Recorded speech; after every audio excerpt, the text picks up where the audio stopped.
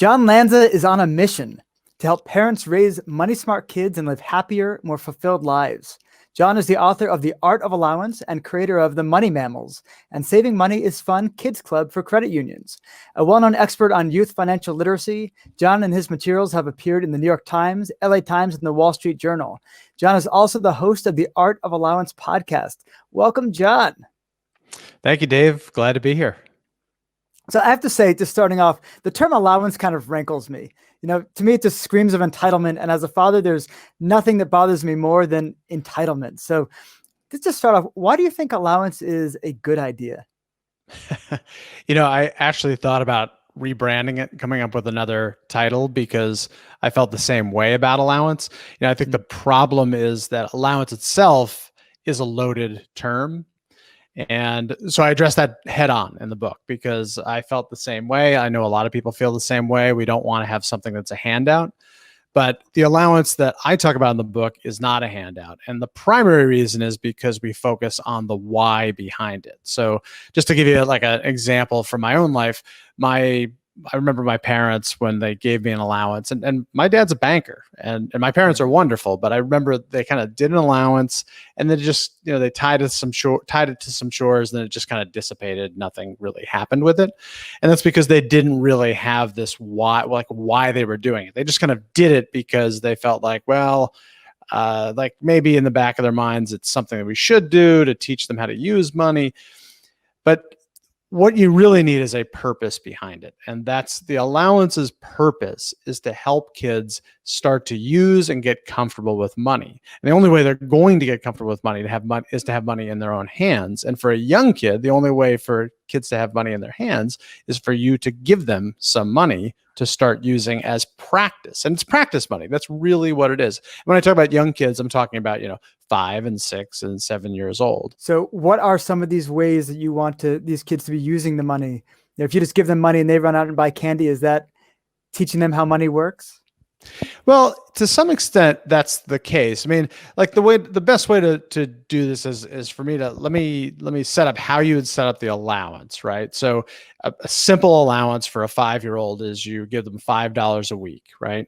And we have them break it up into 3 jars. And the reason that we're doing all these things is that we are trying to address the kind of core money smart skills. So those are distinguishing between needs and wants, setting and saving for goals, and then making smart money choices. So the jars are kind of physical manifestation of how they make choices. So the jars are share for charitable giving, save for slightly longer term items, and then spend smart for stuff that they want. So the candy, and we'll address that in a sec. So for the 5-year-old, you're giving them $5. And what we do is we require that we kind of opt them or nudge them into certain behaviors. So one of those dollars goes into the share jar. So we're saying to them, this is money that you can have when you want to make a donation, right? Then we're taking $1 and putting that into the save jar, kind of paying themselves first. We're teaching them that kind of concept. We're not saying to the 5-year-old, we're not saying you're paying yourself first. We're just giving them $1. And we're saying this is going to be something you can save for later.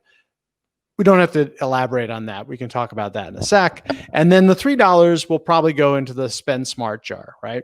Now, when you go to the store, or when they're, for a 5-year-old, they're going to be at the store with you, they can use that money for anything that they want within your family guidelines. So if you don't allow them to have candy, then they can't get candy. But if you allow them to have some candy, they can buy their own candy. The nice part about it is now when you go to the store, and it's something that you wouldn't necessarily buy for them, it's their choice to use their own money.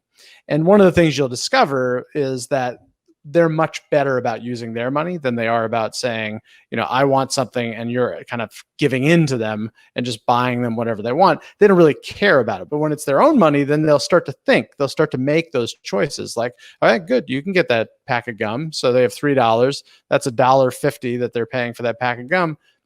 Maybe after a trip or two, they're going to be like, I don't think I want to do that anymore. So when I first heard you use the term spend smart, my thought was, okay, this is very limited, the type of things they can spend it on, because it has to be kind of smart spending. But It seems like, is that really the case with this jar? It seems like the way you're explaining it, they could really use it for anything they want. Yeah. It's, I would say smart is an aspirational term. Maybe you Mhm. could say spend mindfully. It doesn't work as well alliteratively as part of the Money Mammals. It's part of the Money Mammals theme song is, we'll share and save and spend smart too. And just to let your audience know, that's kind of what got us into this was what my wife and I wanted to teach our kids about money. And we created these characters called the Money Mammals. They came out on video, and they get kids excited about money, and their mantra is we'll share and save and spend smart too. But it's really, I would say smart is an aspirational thing. We want them to be thinking about their spending when they do it. They're going to spend stupid sometimes. That's going to happen. At least in your mind, they're spending stupid. But more than anything, it's practice. And how do we all learn? We learn by practicing. How else do we learn? We learn by screwing up sometimes. And you do have to give them some leeway. I really think you want to err on the side of less control than more control of their money. Because first of all, we're not talking now. We're not talking about a lot of money. And now, granted, we're fortunate to be able to give the kind of allowance that we're giving to our kids. And this is going to scale based on, what your income is. But I still think for whatever means you've got, whether you're, making a lot of money or you're not, you're having a tough time making ends meet, having your kids participate in this process is going to be helpful for not only for them, but for you. Let's talk a minute about the save jar. Is this some sort of like long-term financial planning, or is this to be, saving up for that toy you want that you can't really afford with your $3 yet? Well, again, I think the best way to explain how powerful the save jar is a scenario. So we've already talked now that now when you go to the store, your kid's going to have they're going to come armed with their money, and they can get the candy or whatever little toy. At some point, they're going to walk through the store and they're going to say, I want this. And you're going to turn to them and say, well, you don't have the money for that. And that conversation can go a few ways. Now, if you didn't have an allowance, it might turn into begging, right? When at this point, you can say, well, if you want to save, when we get home, here's what we can do. So that 24, let's just say I use a scooter because that was one of the first things my daughter saved for was a Razor scooter. And she had like $3. And so she wanted the scooter. We said, okay, well, that's $24. You don't have enough money. So here's what we're going to do. When we get home, now, the first time you do this, she may or he may throw a tantrum in the store. And that, depending on your kid, you have to weather these storms. And that once they realize that you're not going to give in, then it's going to work out. You go home and you set a SMART goal. What that is, do you know what a SMART goal is? Please explain to Okay. So a SMART, it's an acronym. So SMART. And it's what that is a specific, measurable, attainable, relevant, and time-based goal. Again, you don't sit down with your 5-year-old and say, we're setting a SMART goal, but you're teaching them how a SMART goal works. So now on the save jar, when you get home, they might have $1 or $2 or $3 in the jar. You put a picture of that on the jar, of whatever it is. So let's say the scooter on the jar. You write down how much it costs. You write down how much more they need to save. And then you work out with them how many weeks it's going to take them to save. Right. And depending on their math ability, you can help them. They can help you come up with those numbers. That can be kind of a learning opportunity there. But in the end, you end up with this item is going to cost this much money. It's going to take me this many weeks to save. And now every time during allowance, which you might be giving out on a weekly basis, you can say, well, you're getting $1 that you're putting in there. So it's going to take you, another, let's just say 8 weeks. You have 8 weeks left to save for your goal. If you take some of those $3 that you're putting in your spend jar and put them now in your save jar, guess what? You can get there faster. Or when you're creating the goal, you can say, well, how much do you want to save per week? So right now you're saving $1. Why don't you save $3?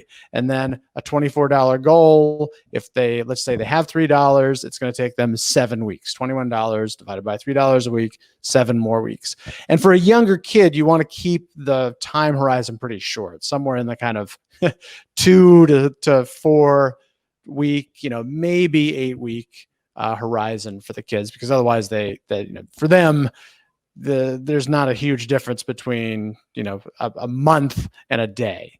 So you want to keep it simple, and you remind them each week. But the main point here is that now you're teaching them about goal setting, but you're not sitting them down and explaining to them, here's how you set a goal. You're doing it based on something that they want. Okay, great. So we've covered 2 of the jars so far. Talk about the share jar. Okay. So the share jar, this is the jar that's most easily forgotten because, the spend jar, that's stuff I want right now. The save jar, that's stuff I want maybe, in the near future. The share jar, there are a few kids, whatever it is. Let's say 1 in 10 kids, they are just focused on charitable giving. But for most of the time, that's not the case. But here's the beauty of the share jar is that you're going to keep putting money in it. And then when an opportunity presents itself, so whatever it is, if there is at their school, they now are taking donations for something that's going on in the community or that they're seeing in the news, you can now tell them, oh, guess what? You can take the $2 or $3 that you've accumulated and bring that into school and put that into the bucket. And of course, if you go to to church or to synagogue, you can make donations there on a regular basis, a kind of tithing that you can teach the kids about that. So there's a lot you can do with it. You have to be more mindful depending on how regularly you give. But the nice part about having in the share jar is at the time that they need to give, they're not weighing the opportunity cost of using that money as money that they could spend or save. It's already been allocated as something that they have to give. Okay, great. So first of all, I love all 3 of those jars. A big question that's coming up for me now is, what about jar number 4? I guess the one that I think could also fit into that picture is the investment jar, because I deal all the time with adults. We actually have a money quiz. We call it the Mason's Magical Money Magnet, just for the alliteration. And we go through all these beliefs that people have about money, and we kind of find the places where people are holding on to unhealthy beliefs that are holding them back. For instance, one of the beliefs is money is the root of all evil. If you believe that, you're going to have a hard time ever getting strong financial position for yourself.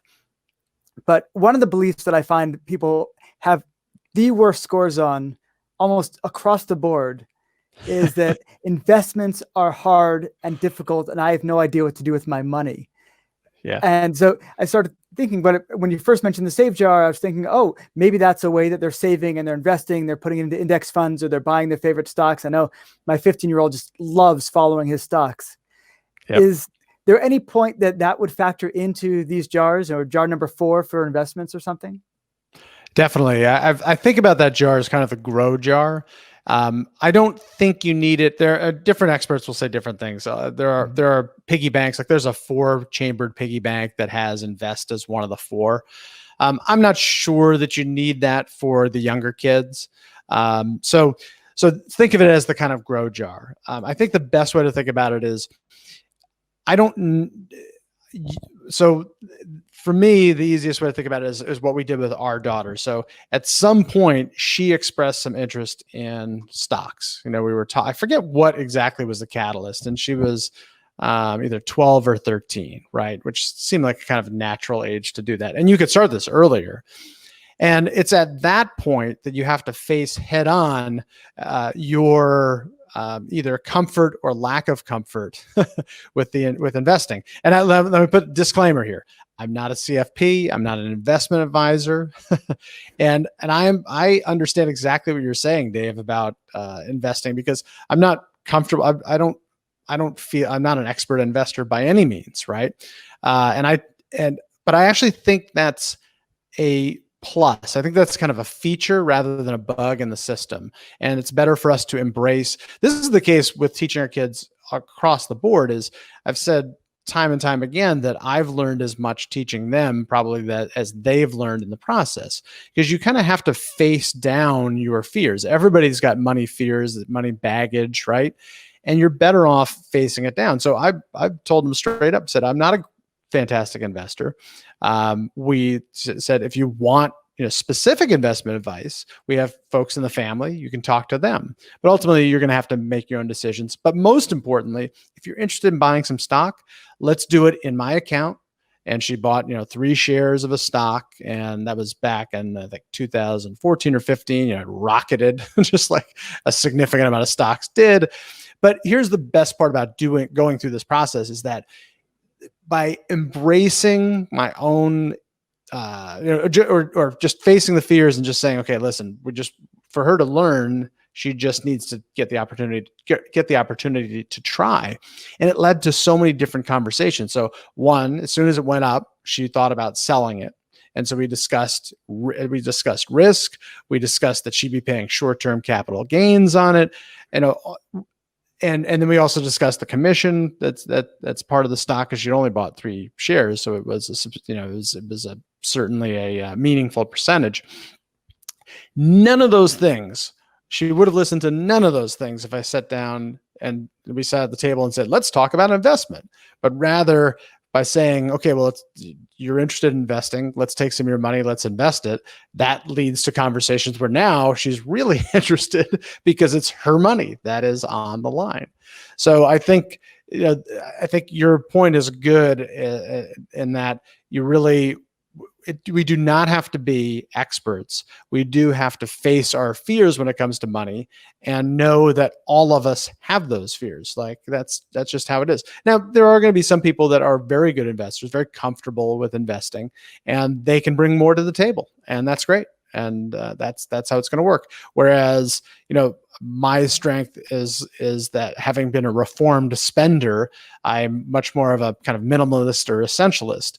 And so the kids see that. They're certainly not emulating it. They haven't cut down their wardrobe to this ridiculous amount that I have, but they see it. They see it as a model for how you might look at how you're going to treat your money down the road. And it's all part of the process, if that makes sense. Yeah, absolutely. So which of those jars did the money come from for the investments for those 3 shares of stock, or did it come from none of the jars? That one came, I think we let her use the save money for that. And I would say at the age of 12, because we didn't, so you could, you could set up a grow jar and actively at say 8 or 9 or 10, just to add that into the system. Now, keep in mind that at age 12, we had now migrated to a digital allowance. So we kind of upgrade the allowance as they become teens and tweens, where they get a lot more responsibility. And when I mean responsibility, I don't mean chores, tying it to chores. What I mean is spending responsibility. So they get a much larger allowance, and they are required to save a smaller portion of it, but they're required to cover a lot more with that allowance. So now they're responsible for all their own clothes. They have to pay for the communications, so the extra money that we're paying for the phone. They have to pay for their friends' gifts. They pay for all their own clothes, and then they pay for all their own food if they're out with friends. And so their allowance goes up. We call it the breakthrough allowance, but the main point is that now they have more responsibility, and then they can use that money. So there wasn't a physical jar anymore. We transitioned from physical to digital at age, I think it was 12. So it wasn't coming out of a physical jar, but it was coming out of a save account at that point. So their own clothes, their own food, their own phone. This seems like a lot of money. How much money did you actually wind up giving them in this stepped up allowance? And so this is now $100 a month, right? So that's translating to roughly $25 a week. And I know parents' eyes will pop out of their head, particularly if you don't understand the context. And I've had it come up. But when you actually think, the reason we came up with that number is by going through, we talk with them, like, how much are you spending on clothes? How much are you spending? And it's going to be different for different families. And we have a spreadsheet you can download, such as a Google sheet that we make available on the site. You can grab that and you can see the numbers, and you don't have to be exact about these numbers, and you can negotiate these numbers with them as time goes on. And I leave that negotiation up to them. So if they feel that the money is not enough, then we'll address, then they can come back to us.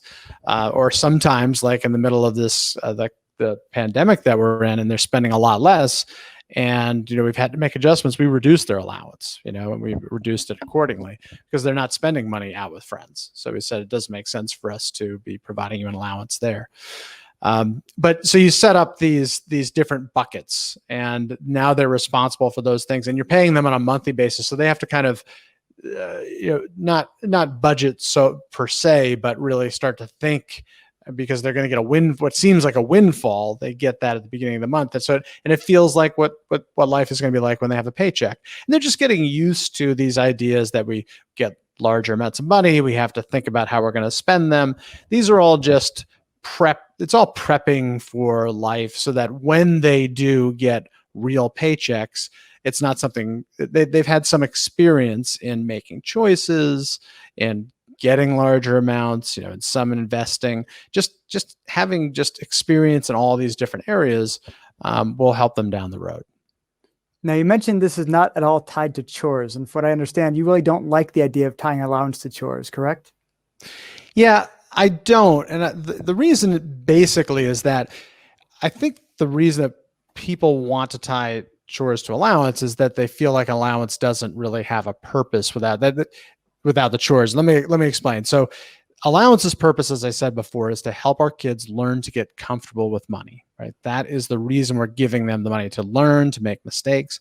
Chores teach a different lesson. They teach that you very often have to work hard in order to make money. It's a great lesson. It's a different lesson, right? So that's why you don't have to tie the two together.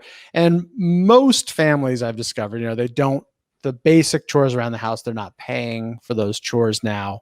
More and more people, less and less people are paying for basic chores, right? So that being the case, then what you can do is, if you want to teach them that different lesson, whether you call it chores or whatever you want to call it, you can do that. But these are going to be kind of one-off things. So whether it's, raking the leaves, or whether it is cleaning a car, things you might pay someone else to do, certainly you can pay them for those things, and then they can learn that lesson, that work is required in order to make money. But I think the primary thing is, you don't want to tie basic chores around the house to allowance, because one, if you weren't giving them allowance, you would be still requiring them to do those chores, right? And they can't opt out of those basic chores around the house when they're, say, 15 and making their own money. They can say, oh, you know what, I'm done emptying the dishwasher. Like, no, you're not. You're living in the house. You're doing that. So you're kind of presenting them with a false choice. So that's why I think it's better to decouple chores and allowance. There's also a huge side benefit, and that is that very often there's conflict that's tied in with chores. The kids don't want to do their chores. And one of the things we're trying to do with money is we're trying to reduce as much negativity associated with money. And it's not the reason to do it, but by decoupling chores and allowance, you do reduce that, because otherwise what's going to be happening is your kids aren't going to want to do their chores. And then you're saying, I'm going to dock you for not doing the chores. And now you've just got this kind of heaviness that's hanging over money, which is something societally, there's already a lot of heaviness. So let's try to make money be, ultimately we want our kids to be money empowered, which means that they use it as a tool. That's it. They hold sway over it. It does not hold sway over them. That's kind of where we want them to eventually get to. And the only way to do that is to give them some control over that money, to learn to use it to help them accomplish whatever they want to accomplish with it. All right, great. So I'm wondering where and when working for money comes into that picture. I know my son was young. We've actually never given him an allowance. But at a certain point, he picked up the clarinet. He learned to play like 2 songs, and then started going to, probably was like 8 years old or something, started going to this open air market we have like a block from our house and putting down a hat or opening his clarinet case and playing music in this market. And the amounts of money he was making were absolutely insane.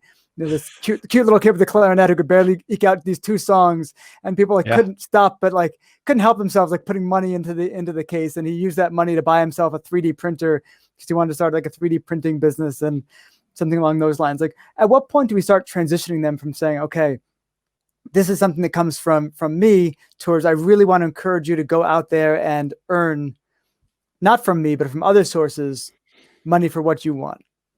Yeah, this is something that is going to be different for different folks. The one thing I think about in your story is that, if he's out there what's wonderful about that is now he's empowered. He's making his own money, and the only key suggestion I would make there is maybe talking. And you probably already done that. Is just is setting up some kind of like jar type system, whether it's jars or envelopes, so that he's starting to think about how I can allocate that money if he's not already doing it. In other words, when he's making money, because you just want them to, because every time any of us gets money, we're making a choice, whether we're doing it consciously or not, whether we're sticking it into our wallet or whether we're thinking, let's invest part of it, let's save part of it, let's put some of it into a charitable donation. We're making those choices. We just want to be as mindful as possible. So that in that scenario, that would be one. I know when I interviewed David Owen, who wrote The First National Bank of Dad, he said that for his kids are now much older, so they're adults. They just naturally transitioned out because they didn't want him to be the bank anymore when I think they turned roughly 15 because they were making their own money, right? And I think that's where that transition happens.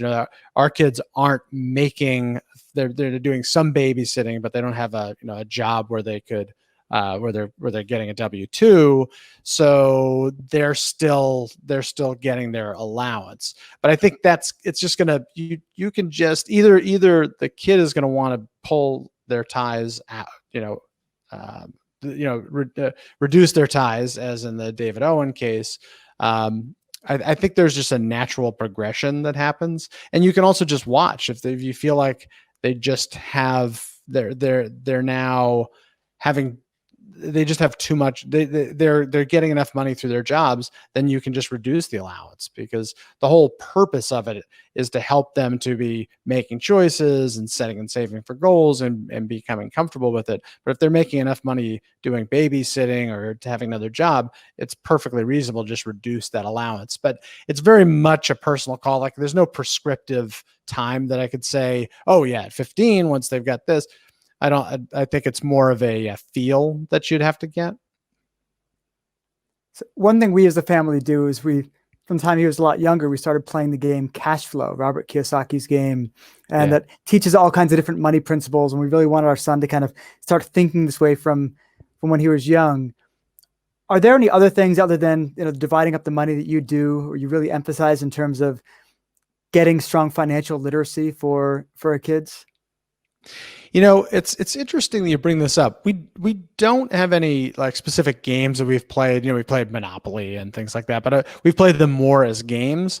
Although I did interview Chuck Kalish, who's an educational researcher and psychologist, and he said on the podcast, he said, the best way to teach kids is through video games, because there's so much resource allocation. They're just getting used to that idea, just basic video games. And we play in our house, we play a lot of Settlers of Catan and play this new game called Splendor. And there is a lot of resource allocation there. We don't actively say, oh, this ties into financial literacy, but I do think that there is something to that. The idea of playing games and learning about those things, that perhaps when combined with what we're doing on the physical money side is teaching a lesson. But I'm not sure that there's that's just speculation on my part. Now, I've heard you say as well that you sometimes give matching funds if there's something you really believe in.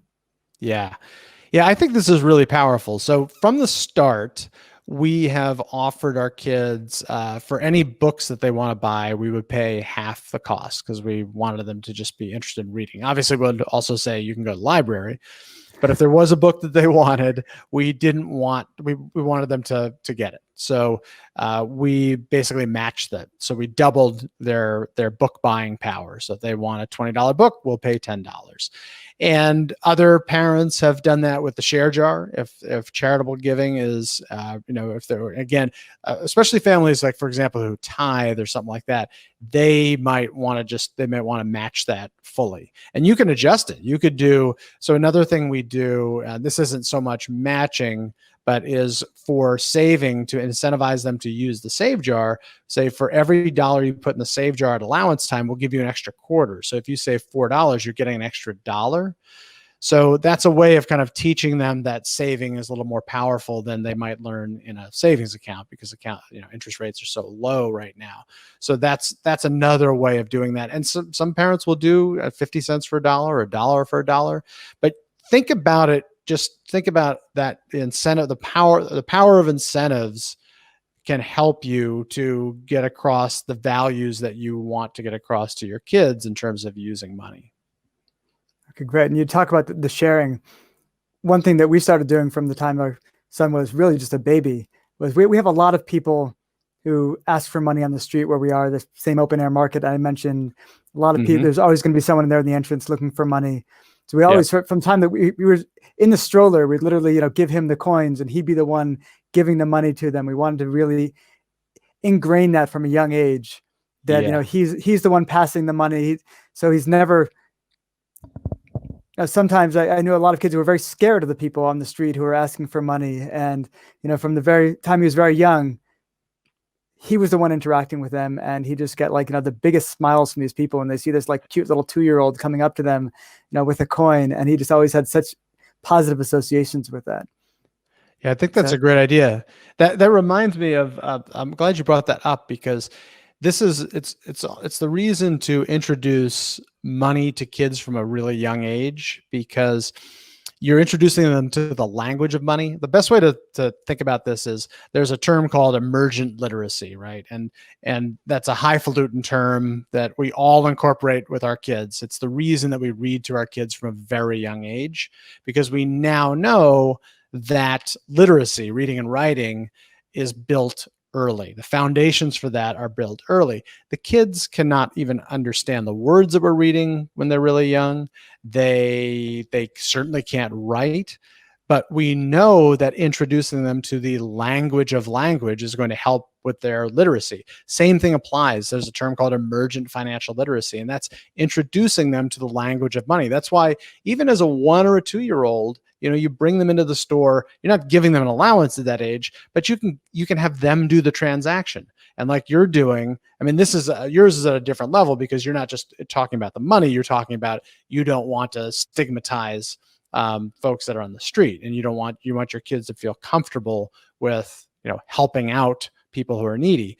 But on the money side, having them interact in the store in a transaction is a good idea, for not only for them to just be introduced to the language of money, but otherwise then they may never see money transacted, period, because we're swiping and dipping, and we're not actually using cash a lot of times. I mean, in an open air market, you would actually use some cash, so that's good. But introducing them early is a good idea, because we want them to feel comfort around money. Yeah, we used to, from the time he was very young, we had a store on the corner. We used to give him money and ask him to go buy some basic supplies. And we had this one funny story where we had these slugs in the garden, and my wife read about this cure for getting rid of slugs. And so she sent my son to go buy this thing that, this article recommended. And he came back and said, Benny wouldn't sell it to me. And my wife, at first we were, very confused. Why wouldn't he sell this? Of course, what the remedy for slugs that we had seen on the internet was put out a little cup of beer. And so it actually, we are so far from drinking, we don't even think this way, that my wife had literally given my son, some money and said, go down to the store and buy beer for the slugs. And of course, they weren't about to sell him beer. That's pretty funny. He was used to selling the money, really using money and buying things from a very, very young age.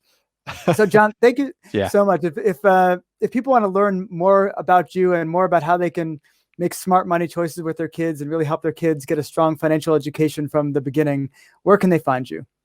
Sure. It's easy. You just go to themoneymammals.com, and we've got everything there. The Art of Allowance book, a lot of these downloads, like I talked about, the Breakthrough Allowance download, Google Sheet, that's free. We have resources so you can start an allowance today if you wanted to start that out. It's very simple, and that's the place to go. So themoneymammals.com. Great. Well, thank you so much, John. Thanks, Dave. Appreciate it.